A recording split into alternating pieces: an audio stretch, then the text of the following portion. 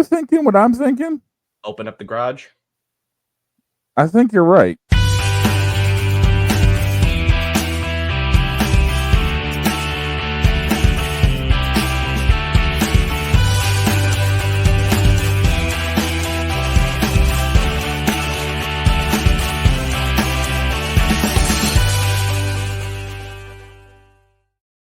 That beautiful BMW M3. We're taking control while Snowman's getting some rest in. We will do the Dog's Garage until Spivey gets here. Take it away, Dog. Well, as we all know, the NASCAR season wrapped up a few weeks ago, which means the only stuff we've got left is Formula One. We've had a couple of interesting races, Vegas and Qatar last night, or I should say yesterday morning. Max had the championship clinched, and now we kind of get to see where, if people really didn't give a crap, where they'd be sitting. And as it turns out, Red Bull isn't exactly as stout as people thought. But it doesn't matter, as Max Verstappen has officially been crowned world champion. He's now a 3-time world champion and 3 times in a row to be in fact. And I have a weird feeling that he's going to win a 4th and pull a Sebastian Vettel. Yeah, it wouldn't surprise me any if he did. I feel like he's going to win 4, and then he's just going to team hop. It's going to be team hopping. Yeah. Now, my biggest thing is, we've seen the performance of the Ferraris this year. They've been a little more hit or miss. How's Lewis going to do with them next year?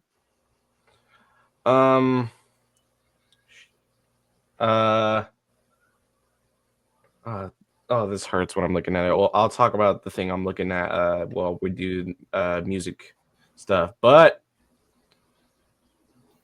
I want to say that the Ferraris have been doing amazing.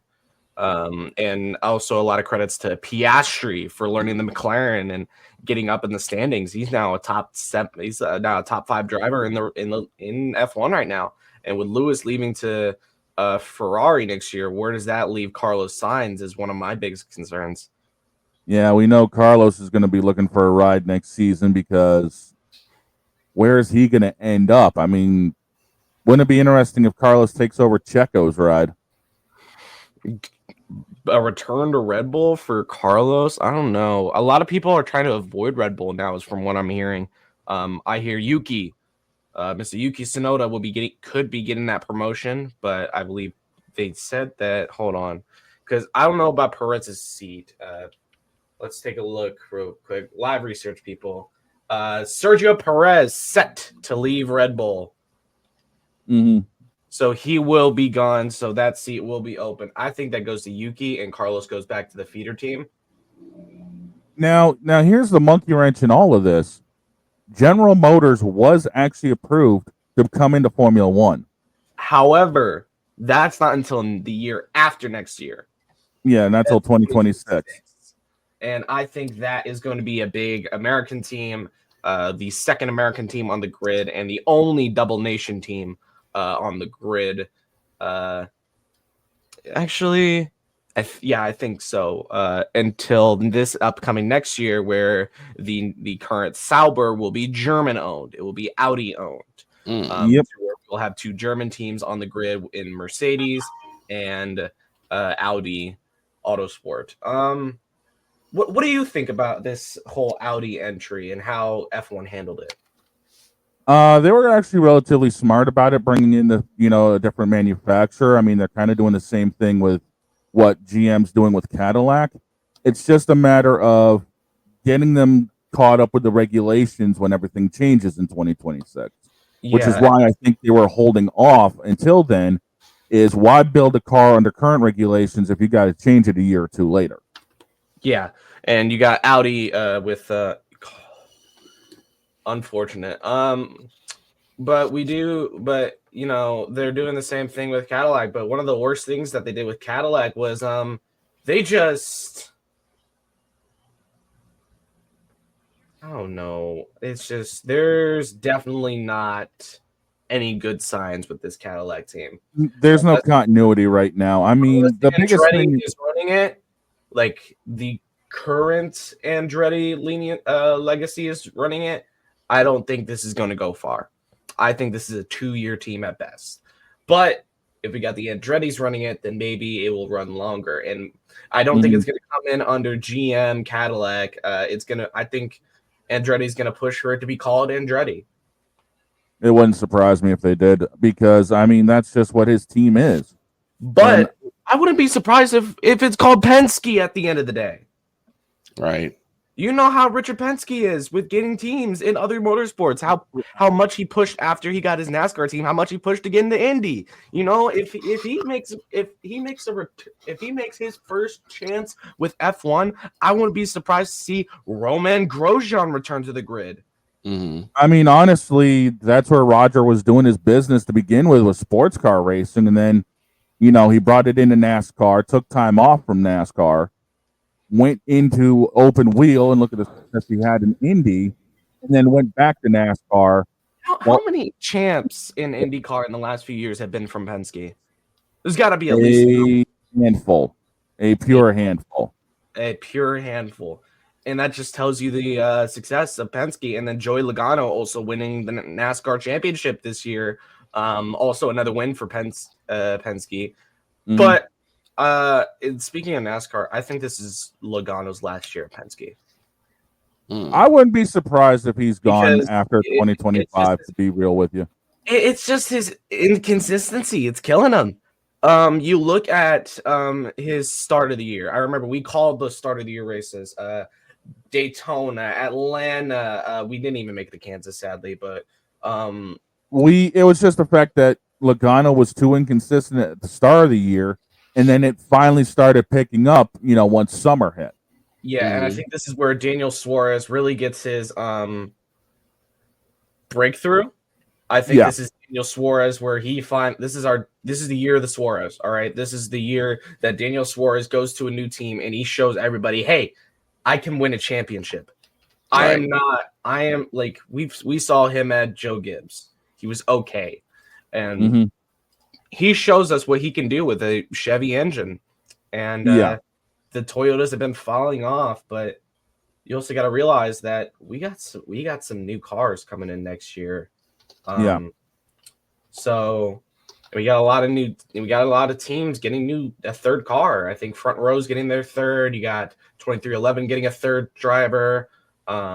Which they already confirmed to be, I forgot his name, but he's Riley Herbst. Yeah, Riley Herbst to be the third driver alongside dude, I know Bubba Wallace is one, and Reddick. Damn it, you didn't give me time to think. Tyler Reddick. I also think Austin Dillon's gotta go. He gotta go. Yeah. I think you pulled Richard Childress. Listen, pull the trigger. Get rid of Dillon. I would much rather see Ty Dillon than Austin Dillon still racing. Yeah, a lot of people feel that way. Austin's just been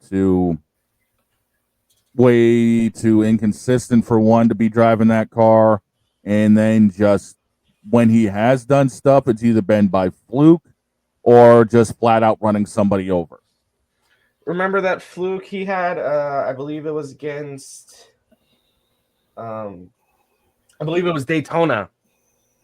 Oh, you mean when he dumped Almirola going into turn 3? Mm-hmm. That was a fluke. No, he just flat out reared him. I mean, let's be real about it. Yeah, if he didn't do that, then he wouldn't have won. And that's what people don't realize about this sport now is that this is how the sport's been for years. You wreck somebody for a win. Yeah. I mean that's all Dale Earnhardt did, and y'all praise him. That's all Dale Earnhardt Sr. did. Earnhardt only did that a handful of times, according to the lore. There, according to, but there's also a lot of races that haven't been fully documented, and a lot of people have said, yeah, he wrecked them. Well, yeah, I mean that's what Earnhardt. But that's what Earnhardt was good for, at least putting 2 or 3 on the hauler. You'd see, like, this is from Richard Petty, this is Dale Earnhardt Sr., this is Bill Elliott, this is Jeff Gordon, Jimmy Johnson. A lot of those legends that y'all praise have wrecked somebody for a win. Yeah, Gordon did it a couple of times, and I kind of I think Johnson. The only time Johnson did it was when he lost his cool. yeah. Because we know Johnson is known for not keeping his temper. Yeah. It's a lot. It's a Yeah. lot.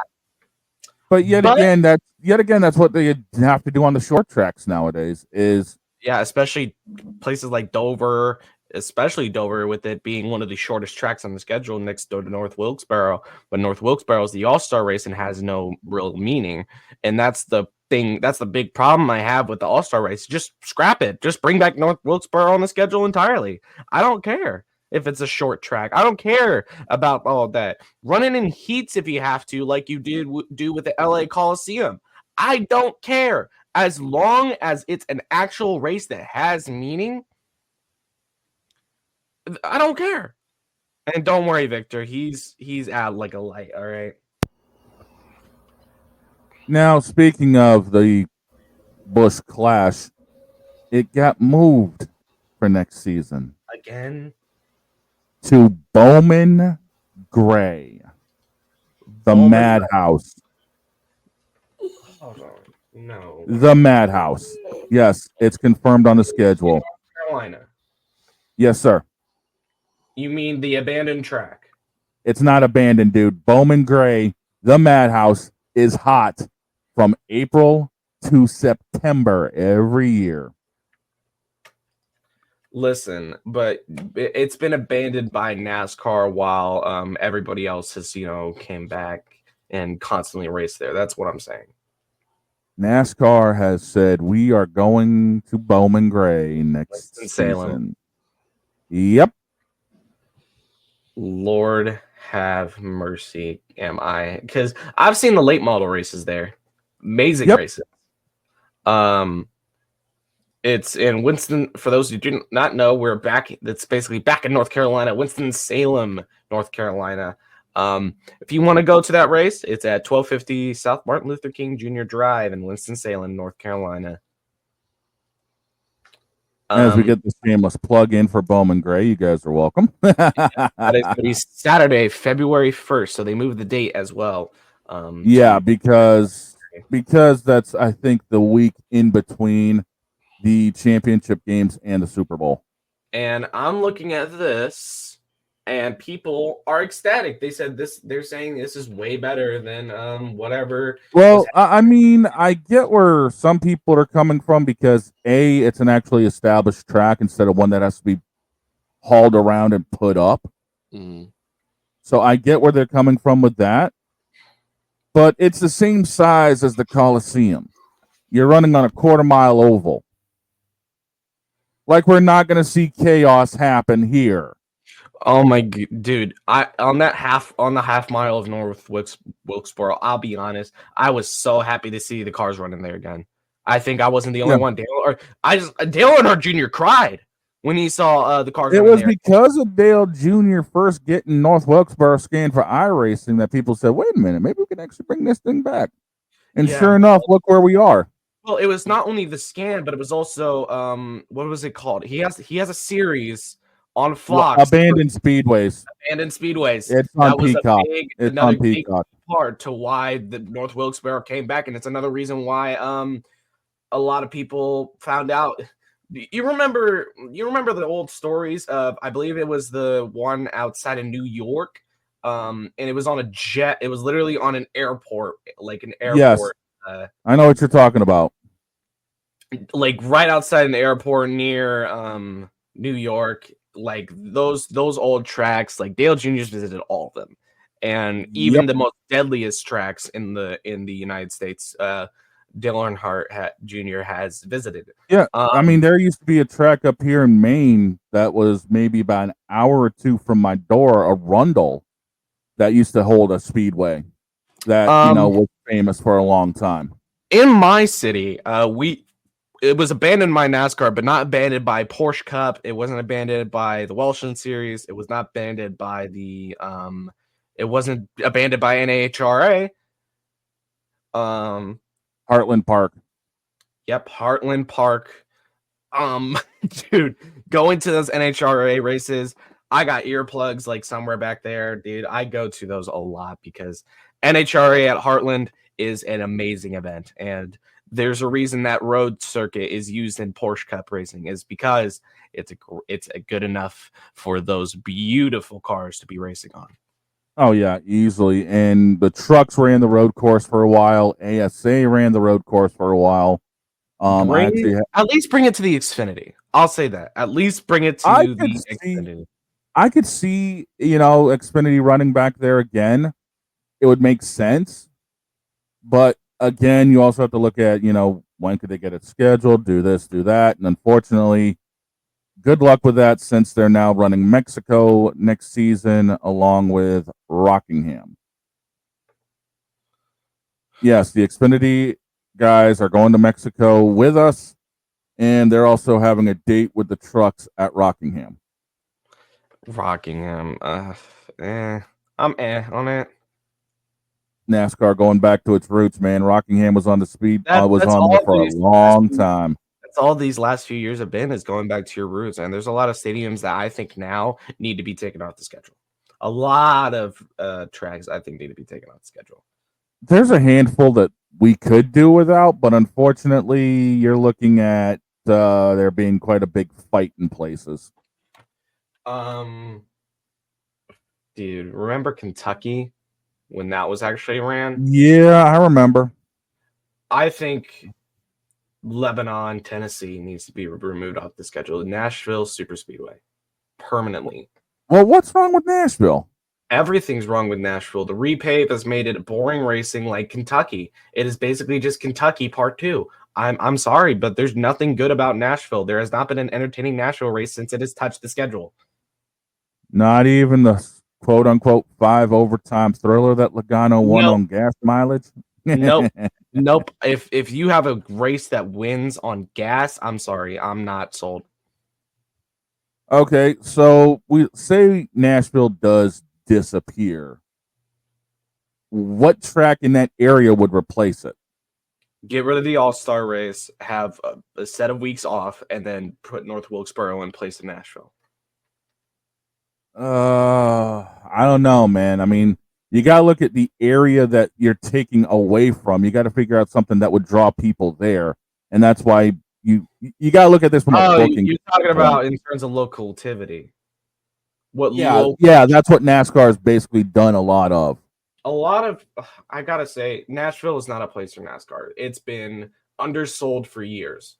Like, literally, the cheapest tickets at Nashville, you want to know what it is?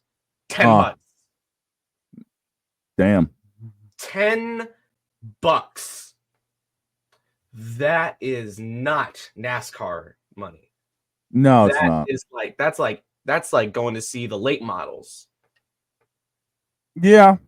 I mean, that'd be something you see on a local track. You know what? Kansas City, I got another one that I could think of. Of course, Lamar Hunt Jr. wants to bring more to Kansas City, so I wouldn't be surprised that bleeper decides to try and rebuild another racetrack. But I'm like, Lamar Hunt, you got Kansas Speedway. Stop trying to do more. Yeah, exactly. He's on the Kansas side of Kansas City.